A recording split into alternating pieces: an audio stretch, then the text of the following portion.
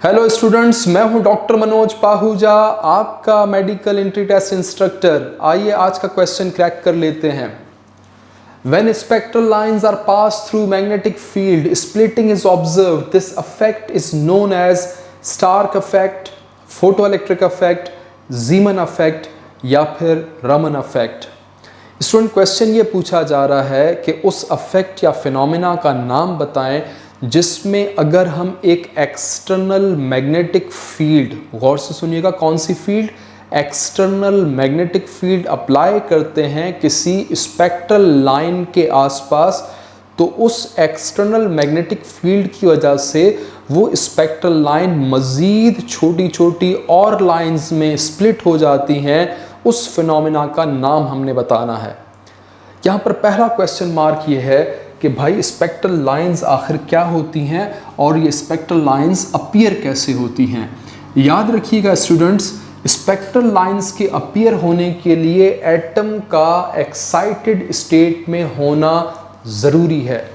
फिर से रिपीट कर रहा हूँ, स्पेक्ट्रल लाइंस के अपीयर होने के लिए एटम का एक्साइटेड स्टेट में होना ज़रूरी है। आप जानते हैं एटम की दो स्टेट्स होती हैं, ground state and excited state. अगर एटम ग्राउंड स्टेट में है तो इसका ये मतलब है कि उसके जितने भी इलेक्ट्रॉन्स हैं वो पीसफुली अपने अपने ऑर्बिट में आराम से रोटेट कर रहे हैं, किसी किस्म की जंपिंग शो नहीं कर रहे।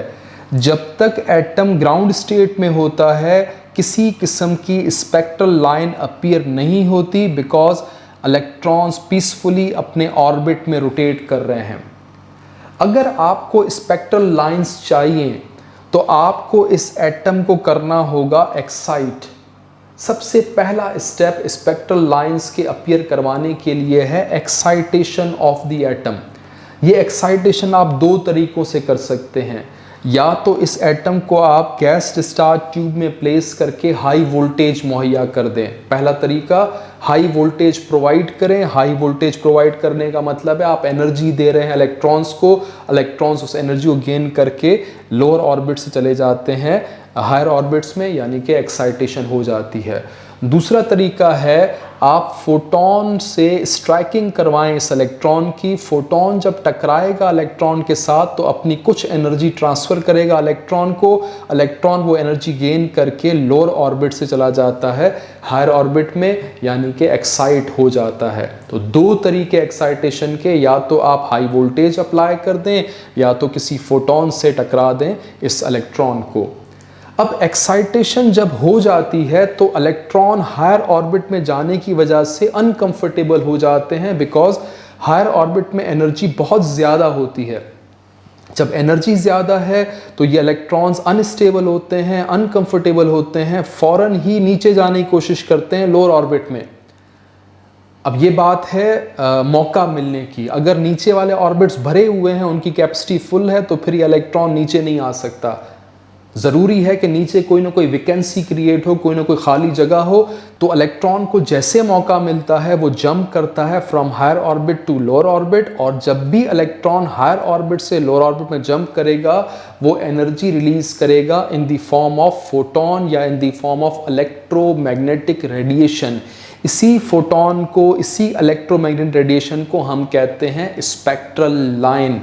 फिर से रिपीट कर रहा हूँ, स्पेक्ट्रल लाइन क्या है? जो एटम एक्साइटेड स्टेट में होते हैं उनके इलेक्ट्रॉन्स हायर ऑर्बिट से लोअर ऑर्बिट में जंप करने की कोशिश करते हैं। जब जब ये इलेक्ट्रॉन कामयाब होगा हायर ऑर्बिट से लोअर ऑर्बिट में आने में, तब तब ये एनर्जी रिलीज करेगा in the form of photon या इलेक्ट्रोमैग्नेटिक रेडिएशन। इस फोटोन की कोई ना कोई ख़ास एनर्जी है, कोई ना कोई ख़ास वेवलेंथ है, कोई ना कोई ख़ास इसका कलर है। इस फोटोन को, जिसका स्पेसिफिक कलर होगा, स्पेसिफिक वेवलेंथ होगी, इसे नाम दिया जाएगा स्पेक्ट्रल लाइन। मैं आपको डायग्राम दिखा देता हूँ, यहाँ आप चेक कीजिएगा। हाइड्रोजन एटम के बारे में कुछ इन्फॉर्मेशन है, कुछ लाइंस आपको नज़र आ रही होंगी। ये लाइंस हैं स्पेक्ट्रल लाइंस। इसमें क्या इंडिकेट किया गया है, गौर कीजिएगा। अगर इलेक्ट्रॉन जंप कर रहा है दूसरे ऑर्बिट से पहले ऑर्बिट में, तो लाइमन सीरीज की स्पेक्ट्रल लाइन अपीयर होती है, जो कि अल्ट्रा वायलेट रीजन में एग्जिस्ट करती है। अगर इलेक्ट्रॉन जंप कर रहा है तीसरे ऑर्बिट से पहले ऑर्बिट में तो अगेन लाइमन सीरीज की ही एक स्पेक्ट्रल लाइन अपीयर हो रही है। कुछ डिफरेंसेस इनमें होते हैं, फिलहाल मैं इसको यहाँ पे डिस्कस नहीं करूँगा, आगे कहीं ना कहीं क्वेश्चन आएगा वहाँ इसको डिस्कस कर लेंगे। लेकिन समझने की बात यहाँ पर यह है कि अगर हायर ऑर्बिट से लोअर ऑर्बिट में जंपिंग हो रही है तो जो रेडिएशंस अपीयर हो रही हैं उन्हें हम नाम दे रहे हैं स्पेक्ट्रल लाइंस। बामर सीरीज की अपनी स्पेक्ट्रल लाइंस हैं। बामर सीरीज में इलेक्ट्रॉन किसी भी हायर ऑर्बिट से दूसरे ऑर्बिट में जब जब जंप करेगा तब अपीयर होगी बामर सीरीज। अगर इलेक्ट्रॉन किसी भी हायर ऑर्बिट से तीसरे ऑर्बिट पे जंप कर रहा है तो जो स्पेक्ट्रल लाइंस अपीयर होंगी वो कहलाएंगी पास्टन सीरीज की स्पेक्ट्रल लाइंस। इसी तरीके से अगर इलेक्ट्रॉन की जंपिंग हो रही है किसी भी हायर ऑर्बिट से चौथे ऑर्बिट में तो स्पेक्ट्रल लाइंस अपीयर होंगी ब्रैकेट सीरीज की। यहाँ तक हमारा कॉन्सेप्ट क्लियर हो जाता है कि स्पेक्ट्रल लाइंस क्या होती हैं और कैसे अपीयर होती हैं। ये सारी की सारी स्पेक्ट्रल लाइंस को शो किया गया है। अब आते हैं अपने क्वेश्चन की तरफ। हमारा क्वेश्चन ये था कि उस इफेक्ट का नाम बताओ जिसमें अगर हम कोई एक्सटर्नल मैग्नेटिक फील्ड अप्लाई करते हैं स्पेक्ट्रल लाइन के आसपास तो वो मज़ीद स्प्लिट हो जाती है छोटी छोटी और स्पेक्ट्रल लाइंस में। यहाँ आप चेक कर सकते हैं एक स्पेक्ट्रल लाइन को दिखाया गया है in the absence of magnetic field, लेकिन जब एक्सटर्नल मैग्नेट इसके नज़दीक लाते हैं तो यही स्पेक्ट्रल लाइन 3 स्पेक्ट्रल लाइंस में डिवाइड हो रही है। इस अफेक्ट का हमने नाम बताना है। पहले एक लाइन है, मैग्नेटिक फील्ड के आने से यही लाइन 3 में स्प्लिट हो गई है। इस अफेक्ट का नाम हमें मिलेगा इस टेबल से। यहाँ 2 नाम लिखे हुए हैं, Zeeman effect versus Stark effect. जब भी सवाल आए स्प्लिटिंग ऑफ स्पेक्ट्रल लाइंस का ये 2 नाम आपके जहन में आने चाहिए, Zeeman effect and Stark effect. अब इनमें फ़र्क क्या है देखिएगा। Zeeman effect describes the splitting of, ये लफ्ज़ आ गया है जो हमें चाहिए था, splitting of the spectral lines of an atom in the presence of strong magnetic field. एक जर्मन साइंटिस्ट है जीमन जिसने पहली बार ऑब्जर्व किया था कि अगर हम एक एक्सटर्नल मैग्नेटिक फील्ड यहाँ प्लेस कर देते हैं एक्सटर्नल मैग्नेट की शक्ल में तो ये स्पेक्ट्रल लाइन मज़ीद छोटी छोटी और स्पेक्ट्रल लाइंस में डिवाइड हो रही है। दिस फिनोमेना या this affect is called जीमन affect. ऐसा होता क्यों है? बड़ा सिंपल है। आप जानते हो कि एटम के अंदर इलेक्ट्रॉन्स मौजूद हैं जो लगातार रोटेट कर रहे होते हैं। उनके रोटेशन की वजह से उस एटम के अंदर एक मैग्नेटिक फील्ड डेवलप हो जाती है। कीप इन माइंड, एक इंटरनल मैग्नेटिक फील्ड। एटम के अंदर भी एक मैग्नेटिक फील्ड होती है इलेक्ट्रॉन्स के मोशन की वजह से।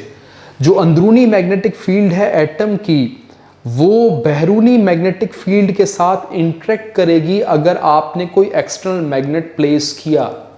जो बाहर की दुनिया का मैग्नेट है वो एटम के अंदर की दुनिया को हिला देता है, क्योंकि एक्सटर्नल मैग्नेट की वजह से एक इंटरेक्शन शुरू हो जाएगी एक बैरूनी मैग्नेटिक फील्ड और अंदरूनी मैग्नेटिक फील्ड के दरमियान।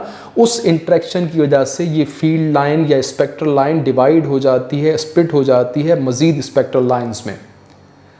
अब आते हैं स्टार्क अफेक्ट की तरफ। स्टार्क अफेक्ट और जीमन अफेक्ट की डेफिनेशन बड़ी मिलती जुलती है। यहाँ आपने कहा स्प्लिटिंग ऑफ स्पेक्ट्रल लाइन, इधर भी यही लिखा है स्पेक्ट्रल लाइंस की स्प्लिटिंग। लेकिन फ़र्क ये है कि अगर आप बात कर रहे हैं जीमन अफेक्ट की तो आपने अप्लाई किया है स्ट्रॉन्ग मैग्नेटिक फील्ड को, लेकिन अगर आप बात कर रहे हैं स्टार्क अफेक्ट की तो आप अप्लाई करेंगे स्ट्रॉन्ग इलेक्ट्रिक फील्ड। अगर आप यहाँ पे स्ट्रॉन्ग इलेक्ट्रिक फील्ड अप्लाई कर देते हैं, यानी कि आपने 2 प्लेट्स यहाँ पे प्लेस कर दी और उनको आपने बैटरी के पॉजिटिव और नेगेटिव टर्मिनल से कनेक्ट कर दिया, तो समझो आपने एक्सटर्नल इलेक्ट्रिक फील्ड अप्लाई कर दी है। उस एक्सटर्नल इलेक्ट्रिक फील्ड की वजह से भी ये स्पेक्ट्रल लाइन इसी तरीके से स्प्लिट होती है जैसे मैग्नेटिक फील्ड की वजह से हुई थी, क्योंकि एटम के अपने पास एक इलेक्ट्रिक फील्ड होती है इलेक्ट्रॉन्स की वजह से, प्रोटॉन की वजह से। वो जो अंदरूनी इलेक्ट्रिक फील्ड है वो एक्सटर्नल इलेक्ट्रिक फील्ड के साथ इंटरेक्ट करती है और एक्सटर्नल इलेक्ट्रिक फील्ड इसको झंझोड़ देती है और उसकी वजह से ये एक से मज़ीद स्पेक्ट्रल लाइंस में डिवाइड हो जाएगा। तो अगर इलेक्ट्रिक फील्ड की वजह से स्प्लिटिंग हो रही है तो स्टार्क अफेक्ट, और अगर मैग्नेटिक फील्ड की वजह से स्प्लिटिंग हो रही है तो जीमन अफेक्ट। तो हमारा क्वेश्चन का जो आंसर है वो मिल चुका है, वो है जीमन अफेक्ट। एक ऑप्शन था रमन अफेक्ट। रमन नाम है इंडियन साइंटिस्ट का। इसने ऑब्जर्व किया कि एक फोटोन जिसकी एनर्जी है h/μ0, अगर ये फोटोन टकराता है किसी मॉलिक्यूल के साथ तो ये 2 में से कोई एक काम करेगा। या तो ये अपनी एनर्जी दे देगा मॉलिक्यूल को, या तो ये मॉलिक्यूल से एनर्जी हासिल कर लेगा। रिपीट कर रहा हूँ, 2 में से कोई एक काम। ये फोटोन टकराता है किसी मॉलिक्यूल से, आमतौर पे फोटोन जब मॉलिक्यूल से टकराता है तो अपनी एनर्जी दे देता है मॉलिक्यूल को। लेकिन यहाँ पर रमन ने एक और बात बताई कि ऐसा भी हो सकता है कि मॉलिक्यूल कुछ एनर्जी दे दे फोटोन को और फोटोन एनर्जी गेन कर ले। इसलिए यहाँ पर अगर आप गौर करेंगे कि जो फोटोन स्कैटर हो रहा है टकराने के बाद, जो इसको एक मौका मिल रहा है स्कैटर होने का, उस फोटोन की एनर्जी h/μ0 जो कि पहले एनर्जी थी उसमें प्लस माइनस म्यू कर रहे हैं। प्लस माइनस म्यू का मतलब इजाफा भी मुमकिन है, कमी भी मुमकिन है। इजाफा कब? जब ये फोटोन टकराया और मॉलिक्यूल से एनर्जी हासिल कर ली तो फिर प्लस वाला साइन आप यूज़ करेंगे, और अगर ये फोटोन टकराया और एनर्जी लूज़ कर दी तो फिर माइनस वाला साइन आप यूज़ करेंगे, यानी कि एनर्जी कम हो जाएगी फोटोन की। इसे कहते हैं रमन इफेक्ट। अब इसका कोई ताल्लुक नहीं था हमारे क्वेश्चन के साथ, क्योंकि यहाँ पर कोई जिक्र नहीं है स्पेक्ट्रल लाइंस का, तो ये ऑप्शन हमारा नहीं होगा। एक और ऑप्शन था photo electric effect. Photo electric effect आपने सुना हुआ है, जिसमें एक ख़ास फ्रीक्वेंसी की ख़ास एनर्जी की लाइट आके टकराती है मेटल प्लेट के साथ, अपनी वो एनर्जी मेटल प्लेट के इलेक्ट्रॉन्स को देती है। इलेक्ट्रॉन्स उस एनर्जी को गेन करके मेटल सरफेस से निकल आते हैं और एनोड की तरफ ट्रेवल करना शुरू करते हैं। इन इलेक्ट्रॉन्स को नाम दिया जाता है फोटो इलेक्ट्रॉन्स और फिनोमेना कहते हैं फोटो इलेक्ट्रिक इफेक्ट। यहाँ पर भी किसी स्पेक्ट्रल लाइन का जिक्र नहीं है, तो ये ऑप्शन भी आपका सही नहीं होगा। चेक कीजिएगा करेक्ट ऑप्शन क्या है। स्टार्क इफेक्ट तब कहते जब इलेक्ट्रिक फील्ड अप्लाई करते, यहाँ पर इलेक्ट्रिक फील्ड की बात नहीं हुई, मैग्नेटिक फील्ड की बात हुई है, तो ये हमारा आंसर नहीं हो सकता। फोटो इलेक्ट्रिक इफेक्ट नहीं हो सकता। जीमन इफेक्ट हमारा करेक्ट आंसर है, इसको आपने क्रैक कर लिया है, नोट कर लीजिएगा। रमन इफेक्ट नहीं हो सकता, आपने क्वेश्चन को सॉल्व कर लिया है, नोट कर लीजिएगा।